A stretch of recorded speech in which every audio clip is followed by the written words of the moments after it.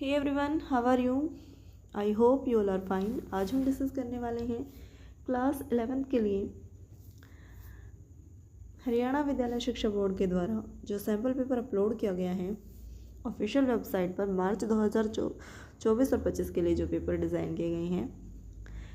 Subject है हमारा philosophy, दर्शन शास्त्र। क्लास 11th के लिए MCQ क्वेश्चन जितने भी हैं हम सिर्फ उन्हीं क्वेश्चन को इस वीडियो में कवर करने वाले हैं। चलिए स्टार्ट कर लेते हैं।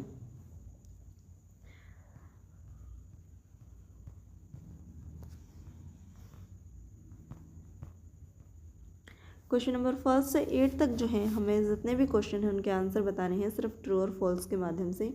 क्वेश्चन नंबर 1 है हमारा हाइपोथेसिस को लेकर। हाइपोथेसिस जो भी होंगी हमारी परिकल्पनाएं तथ्यों पर आधारित होनी चाहिए, यानी hypothesis must be based on fact. बिल्कुल सही बात है कि अगर हम हाइपोथेसिस किसी भी चीज़ को लेकर बनाएंगे तो उसके लिए आवश्यक है कि वो फैक्ट पर बेस्ड हो। फैक्ट के द्वारा अगर हम निष्कर्ष निकालेंगे, परिणाम निकालेंगे, तो वो रिजल्ट जो है काफ़ी अच्छे हमें देखने को मिलेंगे। बात है हमारा, तो आंसर क्या हो जाएगा? हमारा आंसर हो जाएगा ऑप्शन नंबर ए, ट्रू हो जाएगा हमारा, सत्य है। आगे बढ़ते हैं अगले क्वेश्चन की ओर, जो कि है हमारा तर्कशास्त्र को लेकर, लॉजिक को लेकर। तर्कशास्त्र जो है वो यूज़फुल है डेली लाइफ में। बिल्कुल सही बात है, तर्कशास्त्र प्रतिदिन के जीवन में उपयोगी है। आंसर हो जाएगा हमारा ए, ट्रू है। बिना लॉजिक के कोई भी बात जो है वो कोई भी चीज़ जो है प्रूव नहीं करते, कोई भी साइंस जो है वो उसे इंक्लूड नहीं करती। यानी कि जिस विषय में हमें देखने को मिला है किस प्रकार पुनर्जागरण हुआ, किस प्रकार लोगों के बीच जो है वो तर्क शक्ति का विकास हुआ और उनके द्वारा ही जो है उन्होंने अपनी दास्ता से मुक्ति पाई। और वर्ल्ड लेवल पर बात करें तो उन्होंने चर्च की प्रभुसत्ता को स्वीकार करने से इनकार कर दिया। किस प्रकार इंडियन सोसाइटी पर उसका प्रभाव पड़ा, किस प्रकार जो है हमने फ्रीडम फाइट के लिए यूज़ किया, किसके माध्यम से? लॉजिक के माध्यम से। और जितनी भी इनोवेशन हो रही हैं वो सब किसके लिए है? लॉजिक कहीं ना कहीं जो है उनके लिए उत्तरदायी है। यानी कि जो तर्कशास्त्र है हमारा, लॉजिक जो है वो डेली लाइफ के लिए बिल्कुल यूज़फुल है। आगे बढ़ते हैं अगले क्वेश्चन की ओर, जो कि है हमारा क्वेश्चन नंबर 3। न्याय वाक्य में केवल 3 पद होते हैं। ये भी हमारा ट्रू हो जाएगा, क्योंकि न्याय वाक्य की अगर हम बात की जाए तो वहाँ पर हमें 3 पद ही जो है वो देखने को मिलते हैं। 3 पद कौन कौन से हैं अगर इनकी बात की जाए तो मुख्य पद, अमुख्य पद और मध्य पद जो है वो इसमें इंक्लूड किए जाते हैं। इसके साथ ही आगे बढ़ते हैं क्वेश्चन नंबर 4 की ओर, जो कि है हमारा गौतम बुद्ध दर्शन के संस्थापक हैं। इसका आंसर होगा हमारा, ये कैसा फॉल्स हो जाएगा। अगला क्वेश्चन है हमारा क्वेश्चन नंबर 5। ऑब्जर्वेशन और एक्सपेरिमेंट जो है, ऑब्जर्वेशन जो है, निरीक्षण जो है और प्रयोग विज्ञान की आवश्यकता है। बिल्कुल सही बात है। बिना ऑब्जर्व के, बिना एक्सपेरिमेंट किए साइंस जो है वो आगे अपने एक्सपेरिमेंट को जो है अपने एक तरीके से स्वयं को सिद्ध नहीं कर पाएगा। तो उसके लिए जो है ये दोनों ही स्टेटमेंट जो है, दोनों ही जो तथ्य बताए गए हैं, ऑब्जर्वेशन और एक्सपेरिमेंट, काफ़ी इंपॉर्टेंट रोल प्ले करते हैं। तो आंसर होगा हमारा ऑप्शन नंबर ए, सही है ये भी हमारा। आगे बढ़ते हैं अगले क्वेश्चन की ओर, जो कि हमारा क्वेश्चन नंबर 6। मध्य पद वह होता है जो केवल आधार वाक्यों में आता है। सत्य बात है ये भी। तो आंसर हो जाएगा हमारा सत्य, ट्रू है ये। अगला क्वेश्चन है हमारा, जो हमें दिया गया है, सिंबल दिया गया है वी, वो किसका प्रतीक है? V is the symbol of implication, यानी ये जो है वो एक तरीके से असत्य हो जाएगा।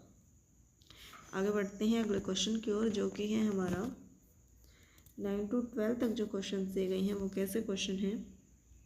वो क्वेश्चन हमें एक तरीके से 1 वर्ड में बताने हैं, एक शब्द में जो है उनको समराइज करना है। चलिए स्टार्ट करते हैं। क्वेश्चन नंबर 9 जो है वो बताया गया है, निरपेक्ष तर्क वाक्य क्या है? एक तरीके से बिना किसी कंडीशन के, बिना किसी वेट लगाए जो है किया जा सकता है। इसके साथ ही गुणार्थ कितने प्रकार के होते हैं? क्वेश्चन नंबर 10 है हमारा, ये 3 प्रकार के हमें देखने को मिलते हैं। अगला क्वेश्चन है हमारा, नॉलेज क्या है? ज्ञान क्या है? ज्ञान जो है वो संस्कृत भाषा का एक शब्द है जिसका अर्थ है जानना, किसी चीज़ का बोध करना, उसके बारे में अनुभव करना या उसकी प्रकाश जो है वो एक तरीके से प्राप्त होना। इसके साथ ही भारतीय दर्शन शास्त्र की अगर बात की जाए तो उसके अंदर ज्ञान को जो है काफ़ी इम्पोर्टेंट माना जाता है। ज्ञान जो है वो जीवन का सार माना गया है, आधार माना गया है। योग और मोक्ष जो है इनके द्वारा जो है इसकी प्राप्ति पर बल भी दिया गया है। अगला क्वेश्चन है हमारा क्वेश्चन नंबर 12, जो कि है साइंटिफिक मेथड को लेकर, एक्सपेरिमेंटल मेथड को लेकर, यानी कि एक्सपेरिमेंटल मेथड जो है, प्रायोगिक विधियाँ जो है वो किसके द्वारा जो है वो एक तरीके से बताई गई हैं। तो इसका आंसर हो जाएगा J.S. मिल जो है, जॉन स्टुअर्ट मिल जो है इसके एक तरीके से प्रतिपादक हम कह सकते हैं।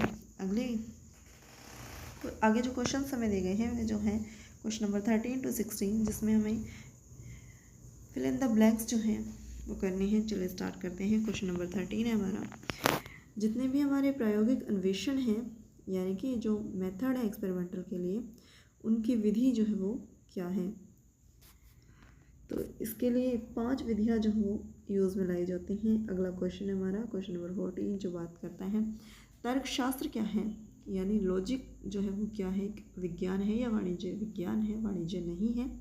अगला क्वेश्चन है हमारा क्वेश्चन नंबर 15, जो बात करता है हाइपोथेसिस की परिकल्पना की वैधता के परीक्षण के लिए कितने चरण बताए गए हैं। तो इसके लिए 2 चरण जो है वो माने जाते हैं। अगला क्वेश्चन है हमारा क्वेश्चन नंबर 16, जो बात करता है न्याय दर्शन के अनुसार प्रमाण की संख्या जो है वो कितनी बताई गई है। तो इसकी संख्या बताई गई है 4। आगे बढ़ते हैं अगले क्वेश्चंस की ओर, जो कि हमें दिए गए हैं क्वेश्चन नंबर 17 to 20। नीचे 2 कथन दिए गए हैं, एक कथन को अभिकथन यानी ए और दूसरे को रीजन कहा गया है। फर्स्ट हमारे क्या है, रीजन है, स्टेटमेंट है। सेकंड कथन क्या है हमारा, रीजन है। इन दोनों कथनों को ध्यान से पढ़िए और नीचे दिए गए जो ऑप्शंस हैं, विकल्प हैं ABCD, उनमें से सही उत्तर का चुनाव करना है। चलिए करते हैं।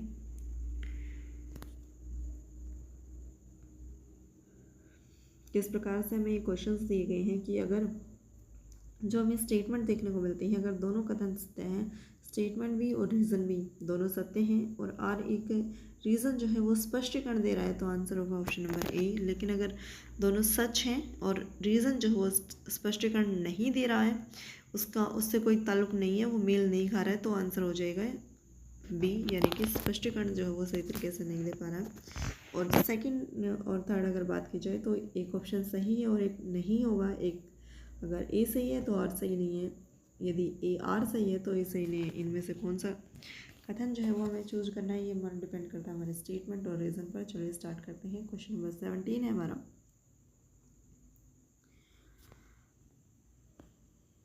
तर्कशास्त्र जो है, लॉजिक जो है वो दर्शन शास्त्र की ही एक शाखा है। Logic is the branch of philosophy, बिल्कुल सही बात है। अगला हमें जो पॉइंट दिया गया है वो है तर्कशास्त्र जीवन में उपयोगी है। Logic is useful in daily life, बिल्कुल अभी हमने ऊपर डिस्कस किया था। तो ये क्या होगा, ऑप्शन नंबर ए करेक्ट हो जाएगा, क्योंकि ये दोनों ही कथन जो हैं वो सत्य हैं, ट्रू हैं, और आर जो है वो ए का सही स्पष्टीकरण है। यानी कि तर्कशास्त्र जीवन में उपयोगी है और दर्शन शास्त्र की एक शाखा भी है। आगे बढ़ते हैं। अगला क्वेश्चन है हमारा क्वेश्चन नंबर 18, जो कि है तर्क वाक्य सत्य या असत्य होते हैं। बिल्कुल सही बात है। भेद की विधि प्रयोग की एक विधि है। ये दोनों ही क्या हो जाएंगे, एक तरीके से अगर हम बात करें तो सही हो जाएंगे, लेकिन कहीं भी हमें ये देखने को नहीं मिलता है कि यहाँ पर जो तर्क वाक्य है उसके अंदर भेद की विधि जो है यहाँ पर डिस्कस नहीं की गई है, यानी एक तरीके से यहाँ से स्पष्टीकरण जो है यहाँ पर नहीं हो रहा है। तो आंसर क्या हो जाएगा, आंसर हो जाएगा हमारा option number B. Option number B, वो स्टेटमेंट आर ट्रू, लेकिन जो रीज़न दिया गया हमें, जो स्पष्टीकरण है, वो एक तरीके से करेक्ट एक्सप्लेनेशन इसकी नहीं दे रहा है। आगे बढ़ते हैं अगले क्वेश्चन की ओर, जो कि है हमारा question number 19, induction part of logic, यानी आगमन जो है, आगमनात्मक पद्धति जो है वो एक तरीके से तर्कशास्त्र का हिस्सा है। सही बात है, बिल्कुल। रीज़न क्या दिया गया हमें, आगमन जो है विशेष से सामान्य की ओर होता है। बिल्कुल सही बात है। Induction goes from particular to general की ओर जाता है। ये जो है आगमनात्मक पद्धति जो है वो इसे कहा जाता है। यानी कि आंसर क्या हो जाएगा हमारा, आंसर हो जाएगा ऑप्शन नंबर ए। रीज़न भी सही है, स्टेटमेंट भी सही है, और ये दोनों क्या है, एक दूसरे के करेक्ट जो है वो एक्सप्लेनेशन है, करेक्ट स्पष्टीकरण दे रहे हैं। यानी कि दोनों जो है वो हमारी सही हो जाएंगे स्टेटमेंट। चलिए आगे बढ़ते हैं, अगला क्वेश्चन देख लेते हैं एक बार। क्वेश्चन नंबर 20 दिया गया हमें, परिणाम और गुण मिलकर 4 प्रकार के तर्क वाक्यों का निर्माण करते हैं। रीज़न क्या बताया गया है इसके लिए? पूर्वव्यापी निषेधात्मक तर्क वाक्य का भाग है।